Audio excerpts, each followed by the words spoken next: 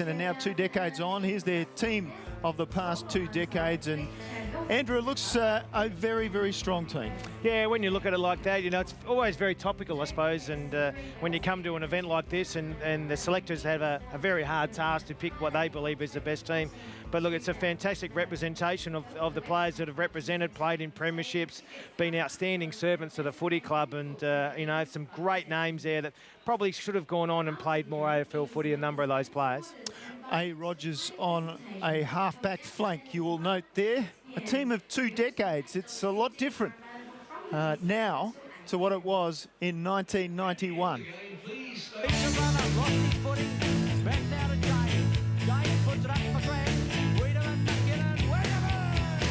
It was the 90s, you know, hair was bad, you know, a lot of mullets, and it's not just the hair too. I mean, some of the highlights, you see the shorts, you know, blokes wearing shorts today, they're not footy shorts. We wore footy shorts, and it was difficult. It was really hard to get into those footy shorts, you know, with a shoehorn most times.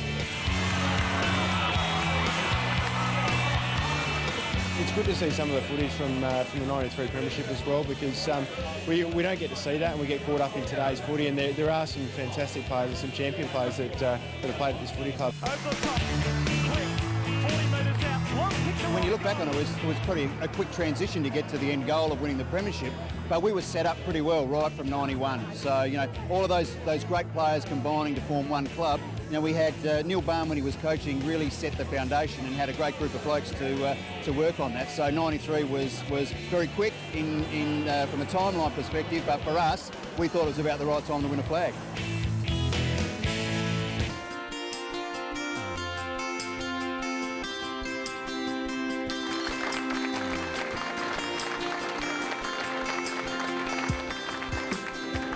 The bond you form with those players you play with is just incredible.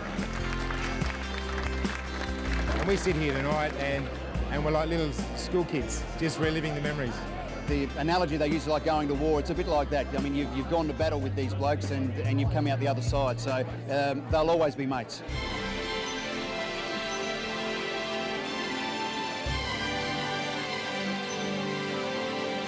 It's expected we play in finals, so that's a good start, because that means that the younger guys, when they come into the club, that's what they know that we have to do. The 20 years of this footy club has been very successful, and you know, between the guys that played in that era and this era, they're very close, and the guys hang around the club a lot, and that's good for our younger players. I mean, you love the footy club, you play for the footy club, and to receive something like this and in the forward pocket, it's fantastic. There's some really big names up there, and it's an honour. And I hope these guys that do make the team understand that it is a real honour, because we've had so many good players come through this club. It's good for our guys, especially our younger guys, to see the champions of the club and respect what they've done for the club, and hopefully they can write their own history.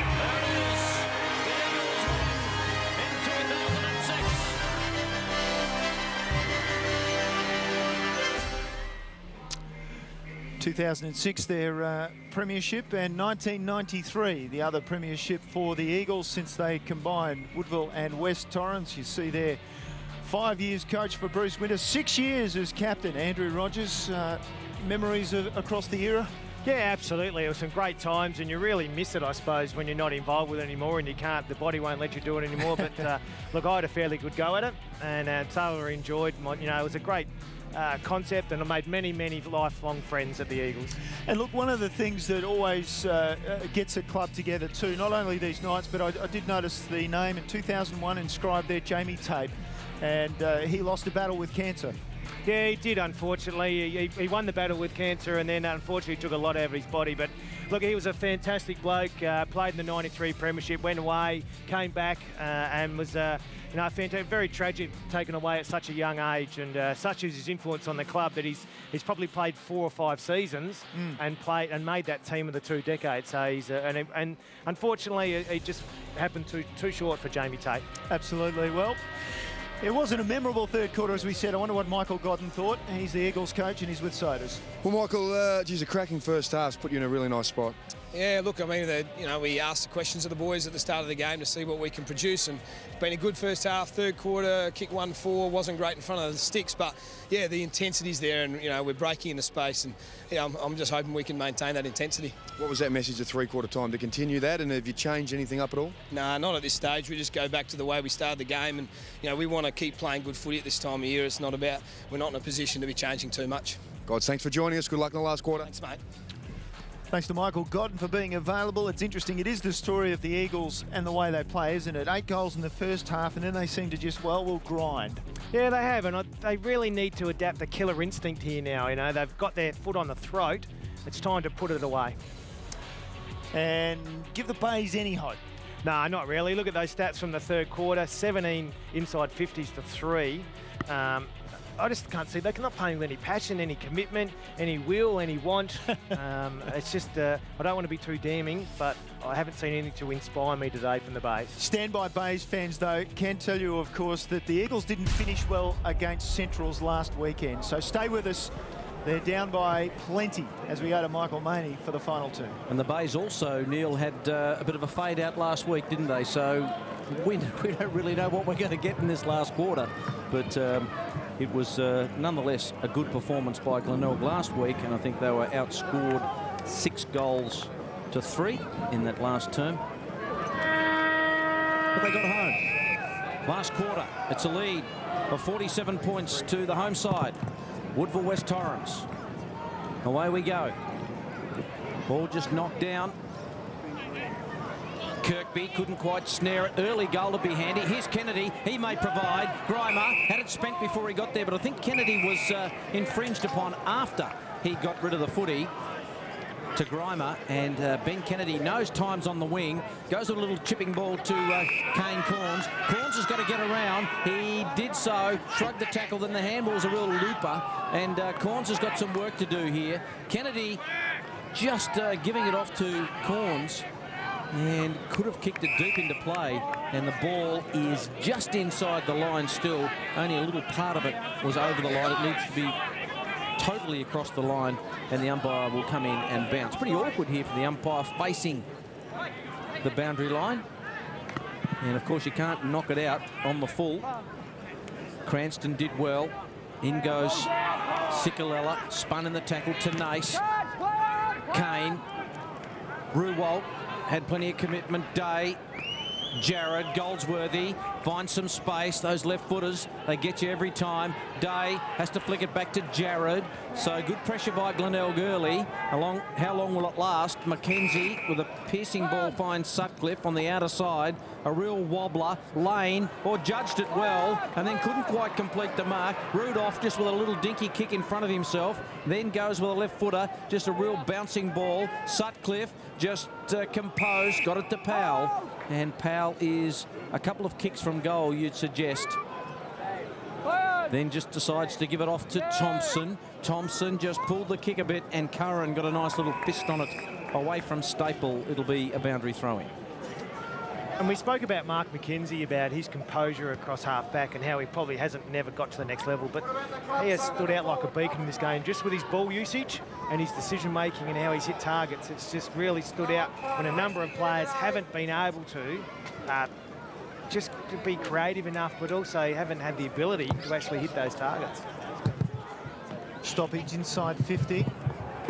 Comes over the back. Bradley taken down. Umpire let it go. Staple over the ball. Surely that... Oh, well, I thought he dragged that one in. He hovered over it for a moment and then decided to fall on it. Bradley, well, an interesting disposal too.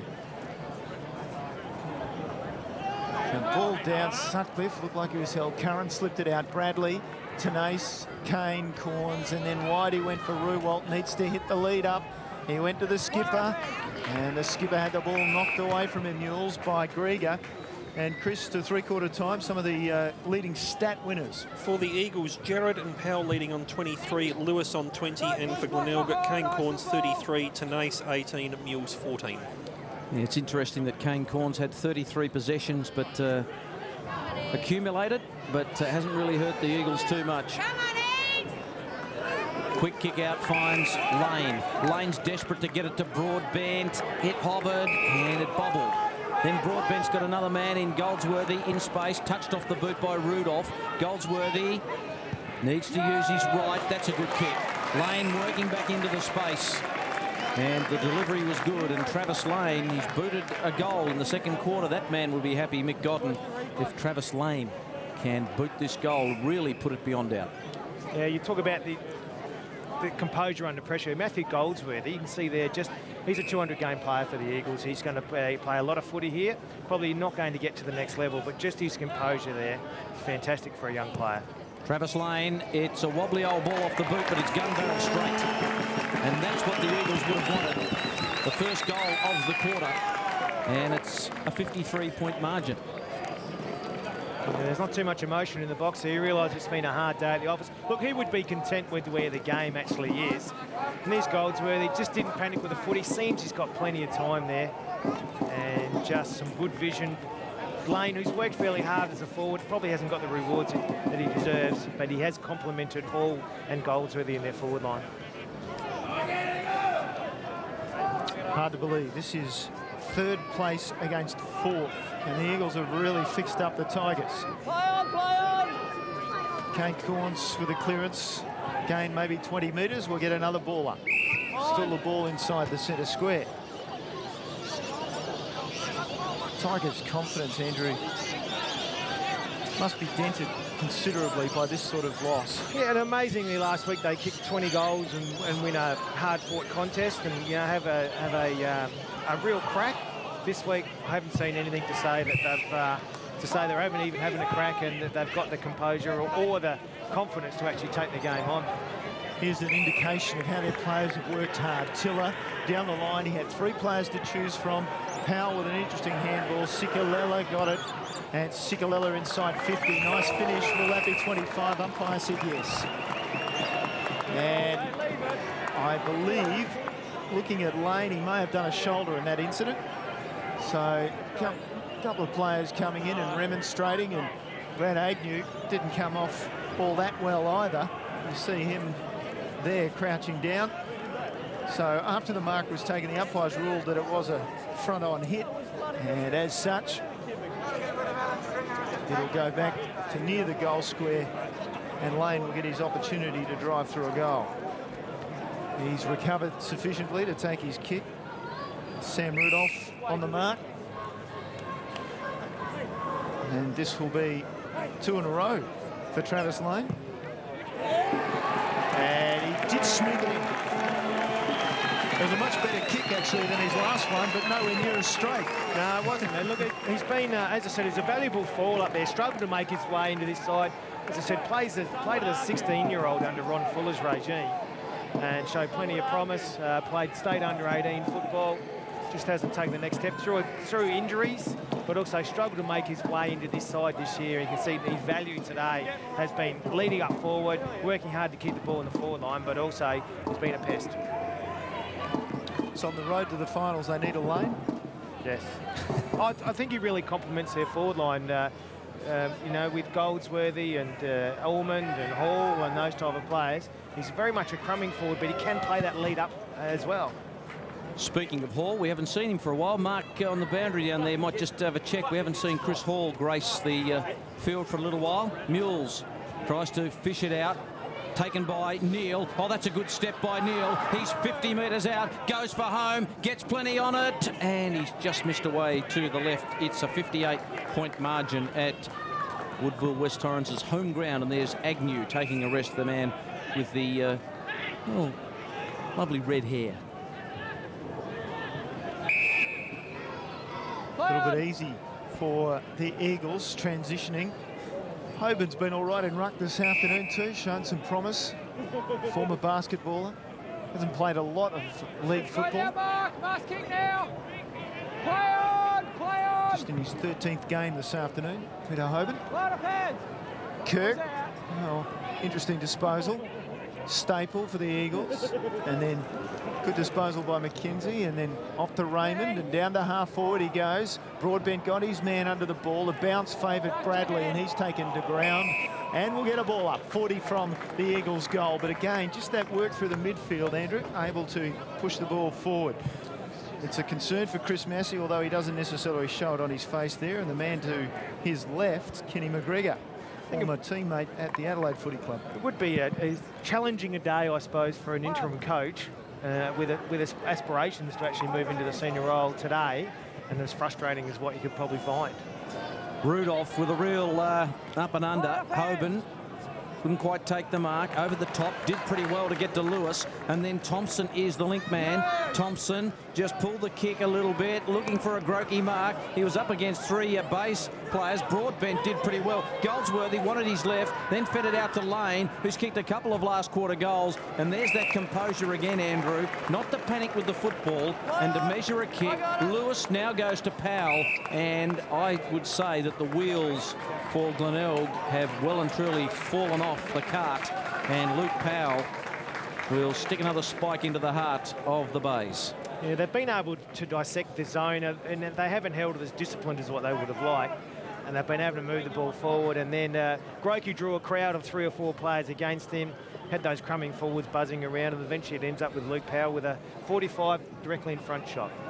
Only booted 4 goals this year, Luke Powell, and he's got a nice bit of hook on this, and it's away to the left. It's a 59-point margin. Bays waiting, looking for lead-up targets. Lyons plays on, comes across goal. Playfield, and then Neal. They need to break a line, though. They just haven't been able to do it consistently. So Neal decides, well, we'll go back defensively and head out the other side. Penosa. He's got Alex Grimer.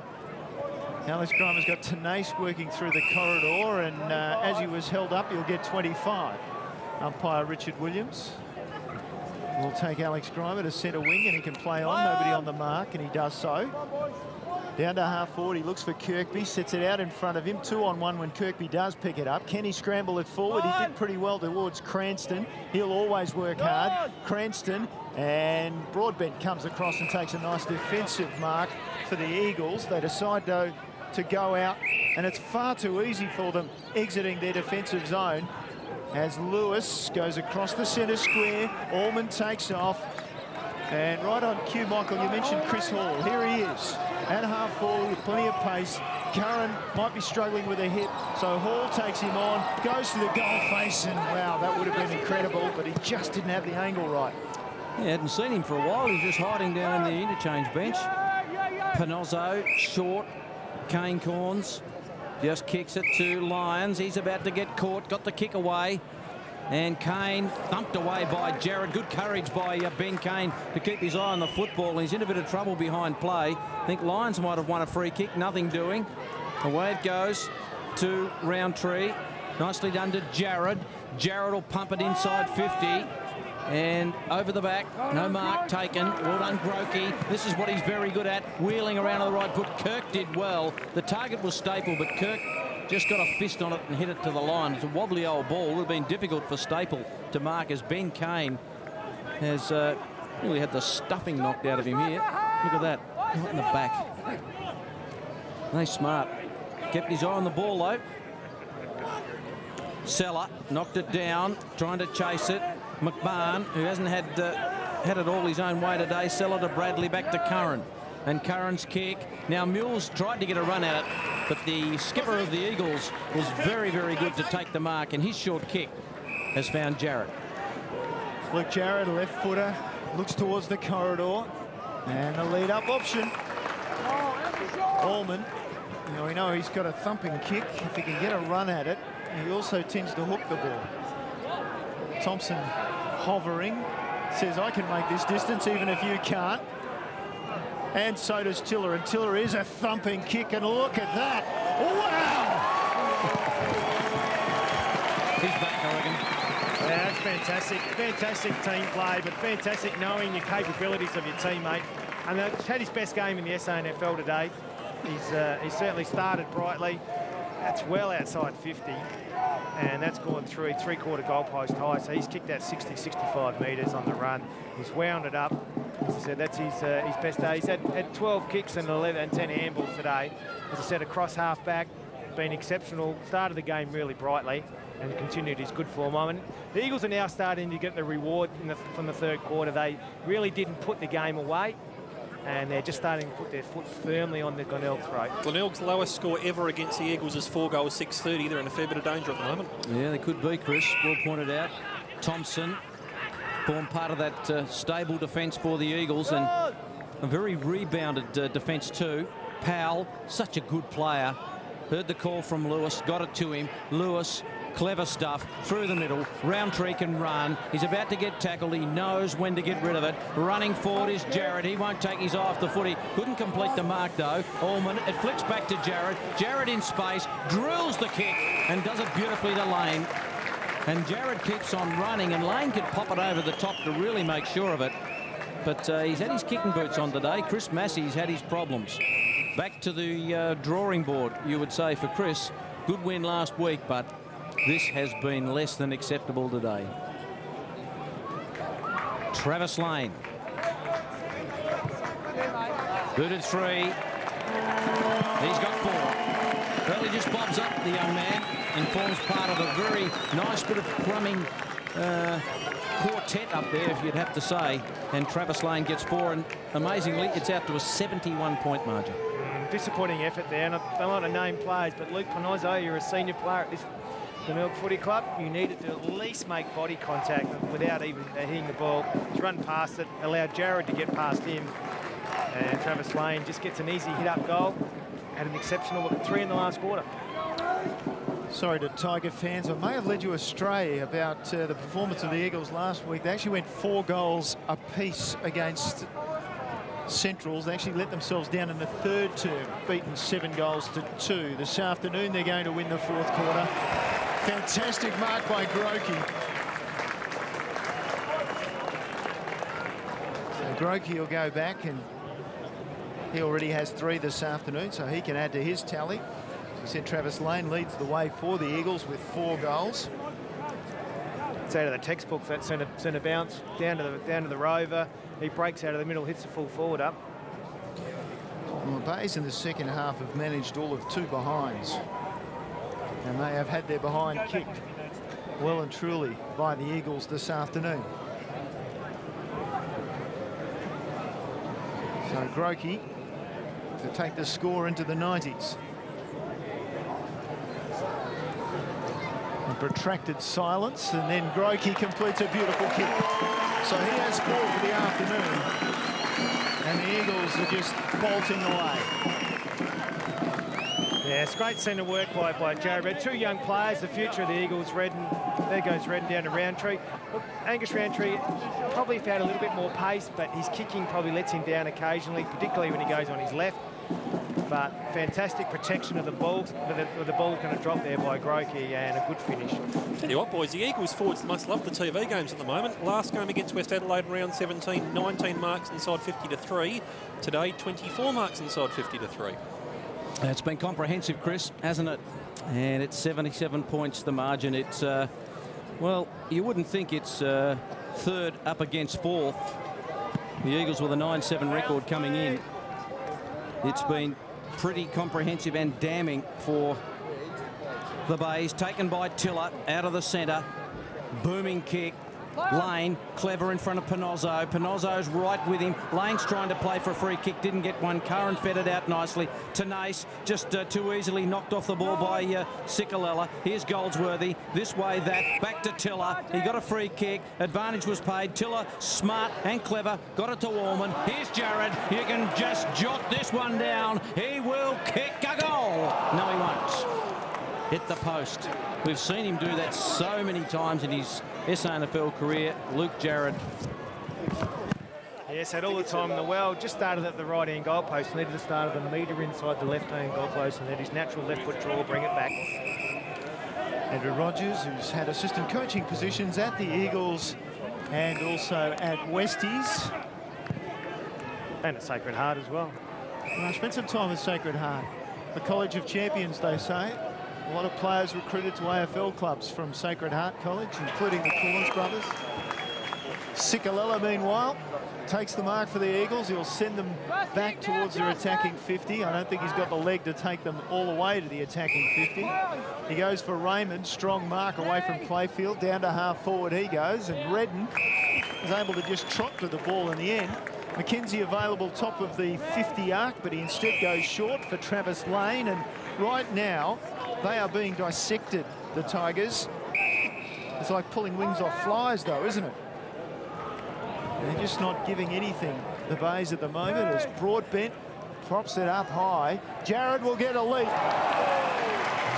And he pulls down the mark and will go back and have a shot at goal. It's that easy. Yeah, it just has to be a kick to the favoured side, and Broadbent just set that up. Knows Jared's marking power up against Rewald. Now he's a taller, more experienced, stronger body, beautifully judged. He's had a very good day today, Luke Jarrett. Well, one of their Victorian duo, and well, there's more than that, I suppose, but one of their Victorians in Lee Treby will be heading back home at the end of the season, but Luke Jarrett very much a part of the scene here at Oval Avenue, having come from Williamstown. He knows how to kick a goal. Wasn't a bad celebration either from those boys, and they are comprehensively thumping the Bays. Yes, they are. They've worked the ball forward. There's a Broadbent kick.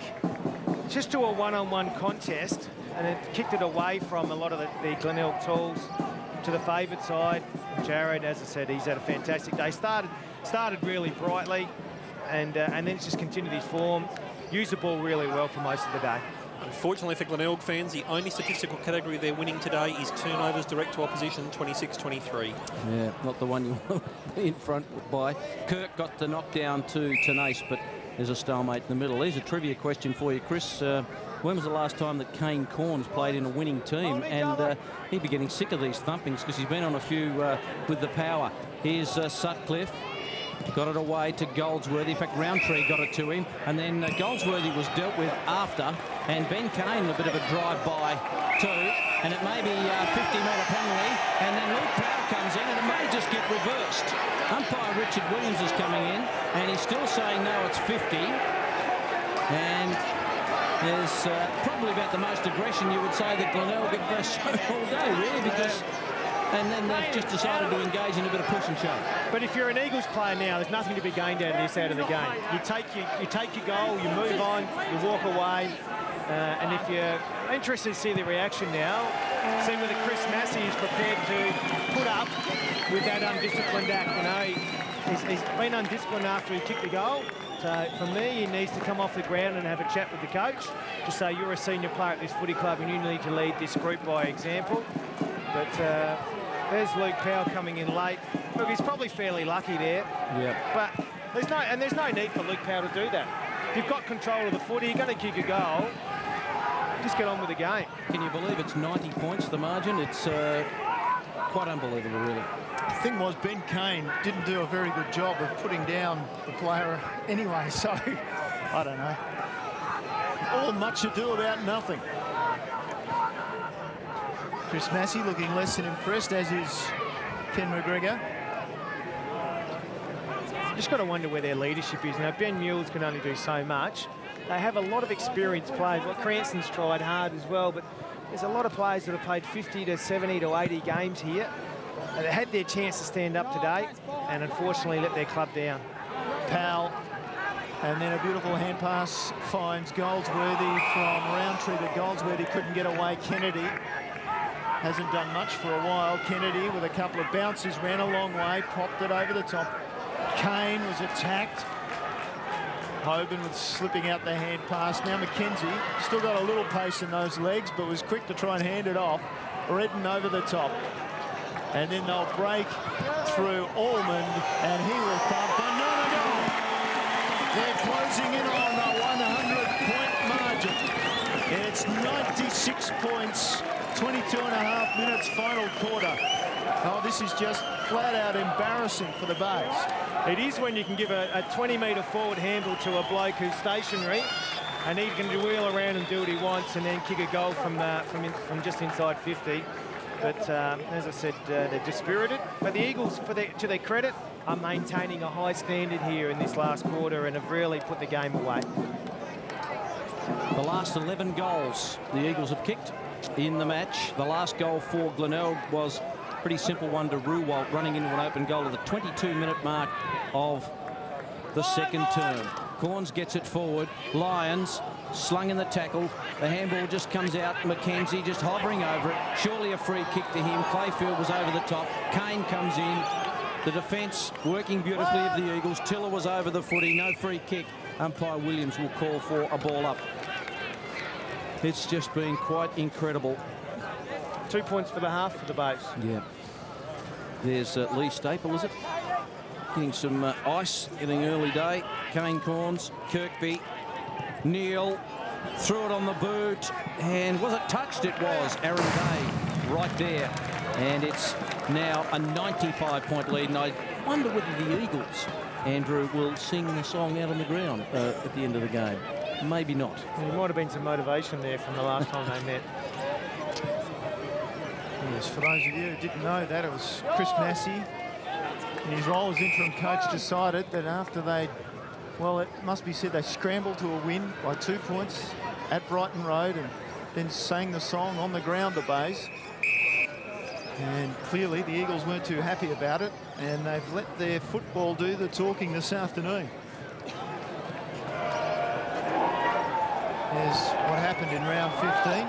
Snouts, louts, and all the Bay boys enjoying a song, which they will not sing this afternoon. Another clearance goes to Lewis, and then high from Jared, and who wants to get under it? Well, Sikalella stood his ground. Lewis took it away, just released the hand pass, and umpire spotted a free kick for Lewis for too high. Jared Ormond has slipped forward and takes the mark. As soon as he saw which way the umpire pointed, he had his hand in the air himself, saying, "Give it to me." Yeah, good attack on the footy. We saw Sikalella and Lewis basically clash in a fight for the ball, and then just good play on quickly, good movement. And that's about knowing Lewis's what side of the body he kicks on. The easiest kick for him is out to the left. He actually gets into that space and makes it an easy kick for him. So Jared Ormond at the 25-minute mark has a chance to stretch the lead beyond 100 points. And he has no troubles. 101 points, the margin. Yeah, so the route just continues, and as I said, you can't help but be impressed by the Eagles in this last quarter. They've really put their foot on the throat and taken it away. He's just a good player, and it would have been quite easy for Lewis to go back and try to assess a better option. He's moved the ball quickly. He's honoured the Ormond work rate to get down the ground, and Jared Ormond's finished off a good day for him with some great goals in the last quarter. I reckon this is close to an SANFL record, boys. Most difference for marks inside 50, 27-3, and so far the margin for the last two Eagles televised games is up to 185 points. Yes, the Eagles. Well, I've always maintained that if they get everything together, they are a big threat in 2011. They've showed us a bit of a glimpse of it today. Tiller couldn't get through and still being held onto by Grimer, and the ball was held to him, says Richard Williams. And another ball up. Redden in the ruck, just over the top to Goldsworthy. They want a bit more. They've been sniffing blood for a while, the Eagles. In front, the veteran, Sikalella, takes the mark. Wants to go on with it. He's got Jared up there. Jared can't complete the mark. Bradley was there. Jared pounced on it again. And a couple of Bays players in Seller and Curran pounce on him. Another ball up, 27 minutes gone. And we've seen 9 goals in this final term. So I reckon we'll see a reasonably long quarter. Kennedy, head down, got the kick away. Bouncing ball. Tenace. Took the body. Kane feed it back. Lovely little handball by Curran. Finds Lyons. Back to Tenace. Neil's on his own on the wing. Neil's got to go. And this is what has happened today. Stop-start. Poor disposal. Tiller just slapped it nicely to Raymond. Broadbent fed it back to Tiller. Let's see what you can do on your left. Not too bad. Put it out in front of Sikalella. He leaves it for Powell. Powell this way, that way. Back to Lewis. Lewis, brilliant smother. That was terrific. Mules came. Luke Panozzo was the smotherer. It goes to Lyons, then to Neil, and Neil's kick is not the best. Let's have a look at the Luke Panozzo smother here, and late in the game, he hasn't redeemed himself from before, but desperate stuff. And that's better leadership from Luke Panozzo and a senior player to say that he's prepared to put his body and his commitment on the line. Here's Lewis again, has the footy, spears it to the centre, and Thompson got a runner on the outer side in Mackenzie, decided to go it alone, then fed it to Mackenzie. Mackenzie has got a wheel around, then threads it back nicely to Day. Day, couple of kicks from goal, punches it to Goldsworthy. Agnew did well with courage. Then got it to Bradley. Bradley chips it short, and there is a story as Roundtree just drops into the gap. Another turnover, and Chris Kendall's been on fire with those turnovers. There's a bit of smoke coming from his pen because Roundtree is going to line up for goal from 45. Angus Roundtree hasn't kicked a goal. He wants to get in on the party. And Michael, more turnovers than a bakery today, I would suggest. Very much so, Chris. It has been a poor display by the Bays. Roundtree to stick another nail in. A dagger into the heart of the Bay faithful. Roundtree gets his first. It's a whopping 107-point lead. And Andrew Rogers, I came to the ground today thinking this would be a close game and a real cracker, but it's just been a complete blowout. Yeah, you've got to be disappointed. It was a very big game for the Bays today. They had an opportunity to push themselves up to third spot, get the double chance, but also make sure they play finals, and they just haven't come to play. They're dispirited, and the Eagles, to their credit, as I said, they've put on a showcase today. Kane Corns has faded, but still leading possession getter on the ground, 39 touches. Kirk working hard in the middle, and that's it. It's the biggest margin of the season, and a massive last quarter from the Eagles. You talk about dispirited. The Bays' worst performance against the Eagles in terms of their score, the lowest score against the Eagles, 19-11-125 to 2-6-18, 107-point massacre handed out to the Bays by the Eagles, who have, well, for all intents and purposes, sealed a double chance. Yeah, they have sealed the double chance today. There's virtually no one can get past them unless they'd have to lose their last 3 games of the season. And on today's form, you said they thoroughly deserve to be challenging Norwood Centrals. And on today's form, you say it's a 3-horse race. You can't see the Bays coming back from today's game and mounting a challenge for this year's finals. You think South Adelaide and West Adelaide and Port Adelaide, they're around the money, but they're not going to challenge the top 3. So it looks as though it's a top 3 race. The Eagles were comprehensive today. They certainly had a lot of contributors. Every player played their role. They understood the game plan, and they executed it fantastically well. For Glenelg, I just really can't find too many positives out of the day's day. Kennedy was good. And Kane Corns, you know, look, as much as was detrimental to him, I think he played a fantastic game. One of the better players down back, Ben Grieger, dominated actually in defence for the Eagles. And he had 6 marks, 5 kicks, 4 handballs, but it was just his performance down the back which was poised and positive for the Eagles, unheralded. He's a teacher earlier this season. Mark Soderstrom, he was actually playing against one of his students. He was, yes, and a man impossible to get a kick on this man, Benny Grieger. Congratulations. Good to see you back now. The knee's all good? Thanks, mate. Yeah, cherry ripe. No worries at all. Now, just at your defence, I was having a look at it. Obviously, Aaron Day's playing some good footy. You've had Luke Jarrett at times down there. Lukey Thompson, you've got a nice blend of some pace and some hard nuts like yourself there. Yeah, we sure do, mate. Yeah, we spread it around pretty well, and every bloke just does their role, and we're going well at the moment. We've got a lot of blokes that can chip in and just do roles back there, so it's good.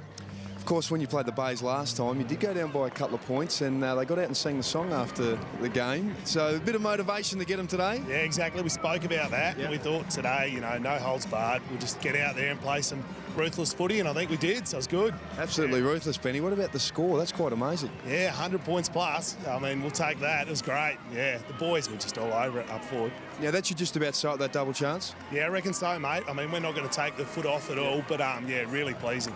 I know we don't look too far ahead with finals, of course, but you've obviously beaten Norwood twice, and you've taken up the Central as well.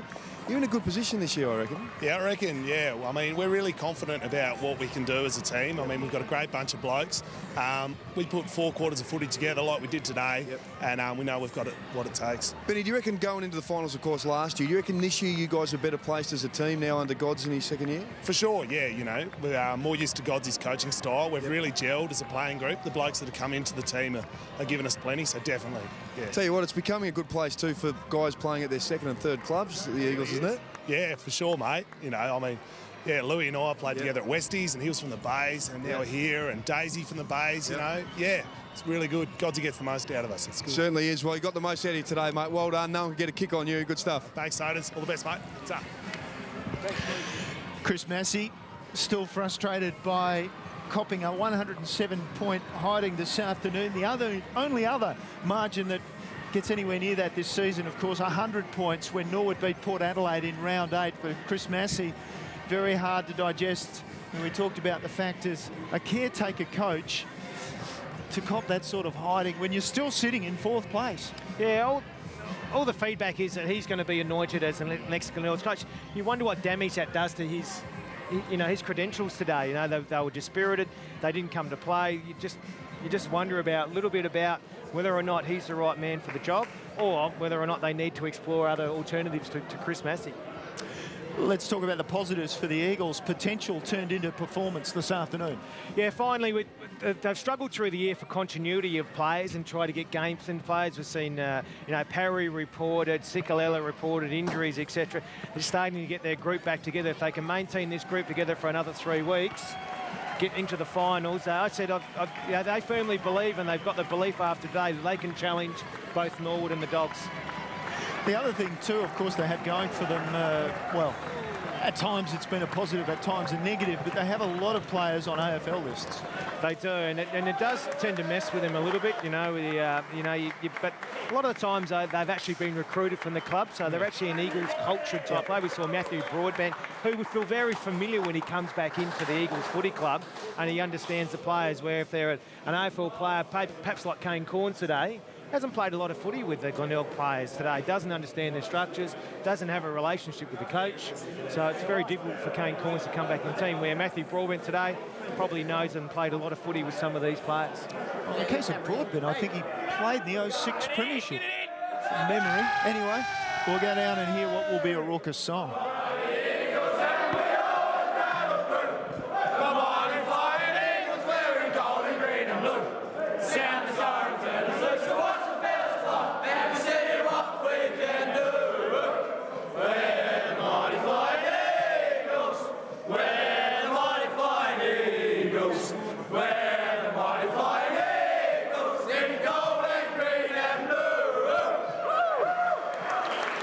Eagles very happy at redressing a 2-point loss to the Bays in round 15, and Andrew vigorously shaking his head at the idea that Matthew Broadbent had played in that 06 Premiership. I was trying to do my maths and work out, because they do have a habit of putting 16, 17, 18-year-olds, guys like Matthew Stokes, who came through the Eagles in finals.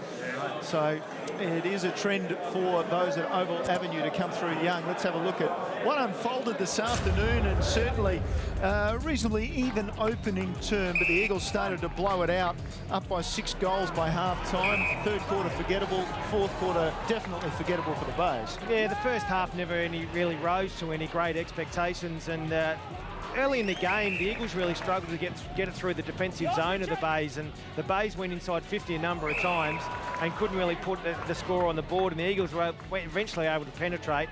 And this is all in the first quarter, to a miraculous goal here from Chris Hall. He was very lively in the first half. He certainly set the scene, and Grokey started to come into the game. And when the Eagles did get through the zone, you can see here they kicked their goals relatively easy.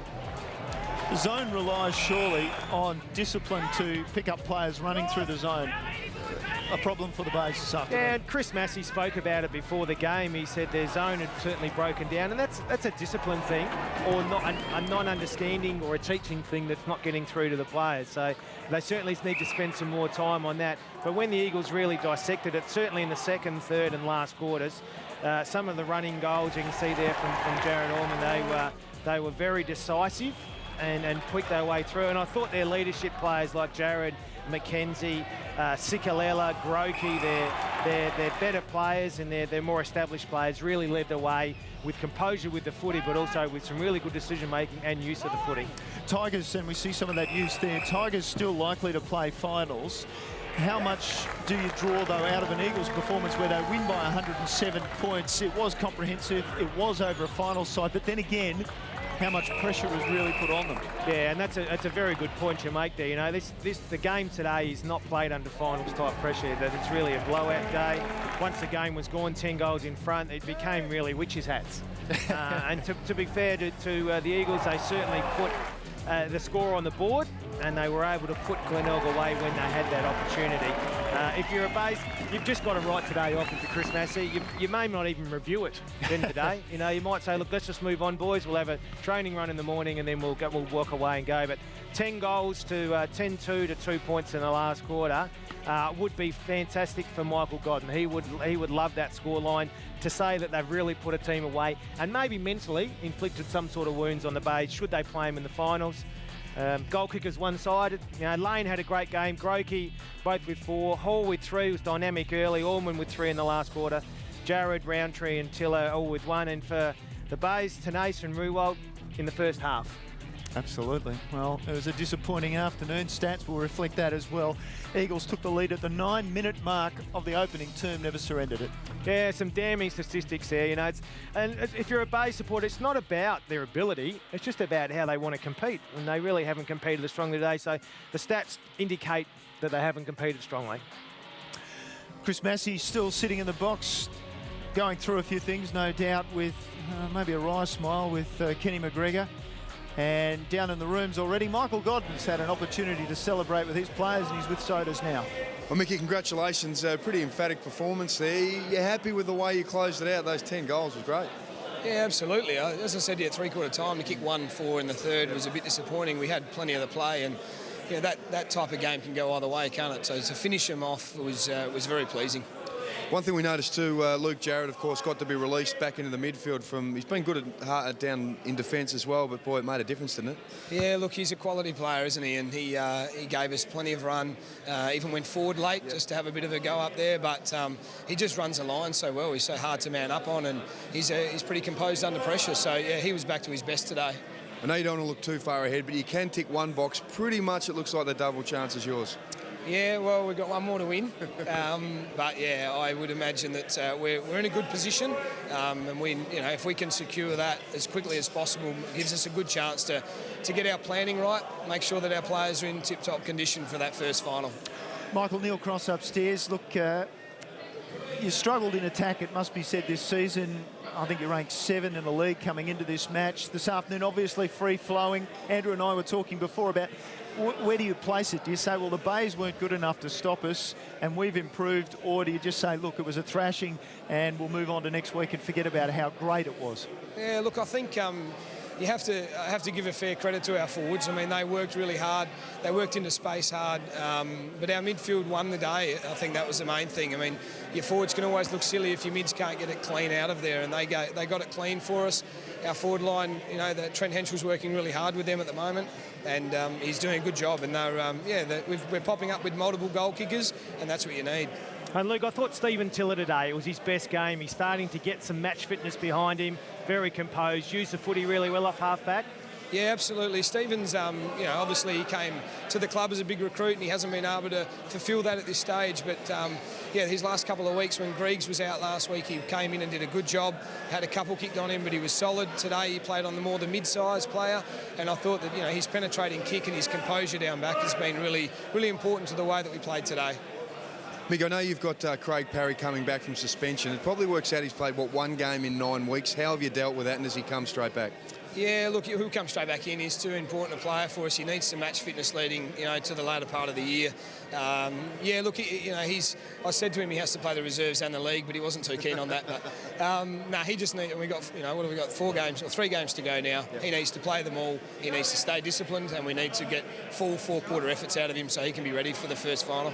Mick, congratulations today. Look forward to South Adelaide Friday night down at the drive-in. Enjoy it. Yeah, thanks, mate. And with Mickey Godden talking, Chris Massey is still wandering and thinking. And for Mickey Godden, it's South Adelaide, West Adelaide and Port Adelaide to come. And for Glenelg and Chris Massey in his interim role. He's got West Adelaide next week, Port Adelaide, and then a bye to consider as they go into the finals. Look, I think that's really important there, that he's just composed himself. He could have been really emotional and unrational when he went down and really given the players a spray. He's had a bit of a think with Ken McGregor, probably talked about the game, how we're going to react, and then go down and give just a controlled analysis of the game. Let's look at some of the better players on ground. Certainly Luke Jarrett. He's enjoying his time across halfback now. And he was one of those players that Mickey Godden was talking about, part of the midfield rotation. He had his time running off half-back. He's an excellent user of the ball. He kicks it long, but he makes good decisions as well. Look, I think he complements this midfield really well, and he's so important out of half-back. Both him and McKenzie makes so many good decisions, but his run and carry, they haven't got a lot of leg speed in the middle. So he's actually very, very important to run and carry the footy, but he does penetrate with his kick. He runs and carries 20 metres, then he kicks at 50, 60. So the gain to the Eagles is 80 metres, and he does catch defenders and turns them around. 24 kicks, 7 hand passes this afternoon for Luke Jarrett. We're going to have a look at Luke Powell now. He's another one who very impressive, hard-working, as you say, compliment. On one side you got Jarrett, on the other side you got the inside player in Powell, who is a clearance king. Well, I don't think Luke would be he'd be the first to admit that his skills are probably never going to be to the level of a McKenzie and in this competition.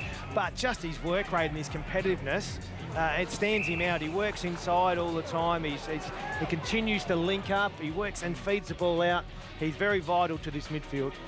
And he had 30 disposals this afternoon as well. As we go to the goal of the day, I think we called it very, very early. Chris Hall with this beautiful effort at, I think it was a 10-minute mark of the opening term. You're still not sure whether he actually was trying to centre it. I think he'll say that he was trying to centre and it's come off that way. But look, the game was screaming out for an individual act and somebody to make something happen for the game at that stage. And look, it was a fantastic left foot snap under pressure.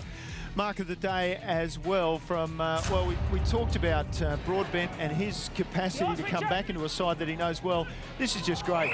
Matthew Broadbent just judged it, knew. I did see him take a look. He knew there was a player there, but he was prepared. Let's go. Look, you see courage in football, and that's one of the courages you see in football is actually to keep your eye on the footy at all time. He didn't deviate, didn't know what was around him, just jumped at the footy, really sure hands. Didn't have his probably great day, probably didn't put his hand up to go play at the AFL again next week, but I think as a player and as a person, I think he's a very valuable member of this team. Only 3 rounds left in the season, so these results very important. It was the Eagles comfortably, as we know, here in Port Adelaide last night. West Adelaide by 42 points over the Panthers. They snapped their 8-match losing streak. Of all places, down at Noarlunga, where the Panthers have been very, very good this season. I think they've only lost the Centrals down there this season before this afternoon, so 42 points the margin there. And Nord by 27 over North Adelaide, a big dent in the hopes of North Adelaide seeing some finals action. So the boys on the boundary, Sodas and Michael, very interesting results those this afternoon, primarily highlighted, I guess, by the Eagles against the Bays. And Michael, Chris Massey, interim coach, do they draw the line and say, Chris, we got to get better than that?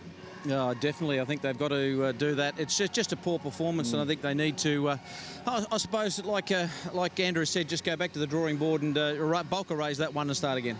It's amazing, isn't it, that they're probably still going to play finals footy, Glenelg, by the look of it. And given that Westie's got up, I think Port Adelaide will be rubbing their hands together thinking that they might be a chance to sneak in as well. But I think from what we've seen today, I would think there's really only 3 clubs that are a chance at this stage. Anything, as they say, is possible. There's no doubt about that. Let's talk about earlier today in the reserves. We talked to Darren Chandler about the program they have on the APY lands, the SANFL. Kieran Roberts, number 2, and Frank Amos, number 5. Impressive in their little cameos in reserves for the Eagles.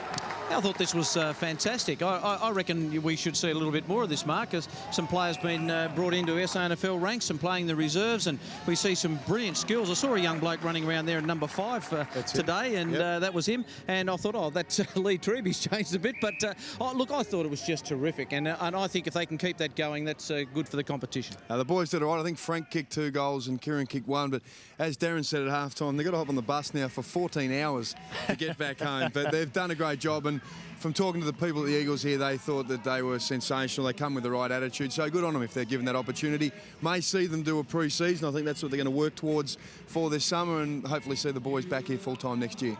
Well, something different, Andrew, for football in this state, to have those two boys down from the APY lands, but also last night, the Women's League, which is going from strength to strength. Emma Sampson, the captain of the Port Adelaide club, getting home on the last round of the night. And she took away the best and fairest in the South Australian Women's League. I think it's a noted that 50% of the supporters who support footy are women. So I think it's fantastic that, you know, that they do that, but also, you know, either reward the women and give them the opportunity to play this great game. Boys, let's talk about David Piacenti. He's announced his retirement, of course, just the other day, and he was hoping that Westies might see their way through to the finals. He's played 145, 146 today, league games, hoping that he can reach his 150th, and he continues that trend with Lee Treby, of course, also announcing he'll retire at the end of the season. Yeah, look, he's been a terrific player, the best part of the decade for the boys at Richmond. Had some problems with his knee and that over time. So, look, he's been a good servant at the club, and at a time when they've struggled a lot too, Mike. So, good on him. And look, I think Westies are really going to struggle to get that 5th spot. I would think at the moment that, you know, I think South are probably still a good chance to get it, and North. But, yeah, don't think Dave's going to quite get to 150. No, and I think that just needed to win some of those games. I mean, eight on the trot. I mean, you almost don't deserve to make the finals if you're going to drop 8 in a row. But stranger things have happened. They've had a lot of injuries, but I think they're a little bit better than that West. They could have won one more, you know, 2 more games. So yeah. Westies, North, Glenelg, all of these sides are now looking at 1984 and saying, what did Norwood do then? Came from 4th and 5th position in the elimination final to win the premiership. Next week, Port Adelaide against Central District, boys. It's been a long time between drinks for the Magpies. Well, it's been a long time since they played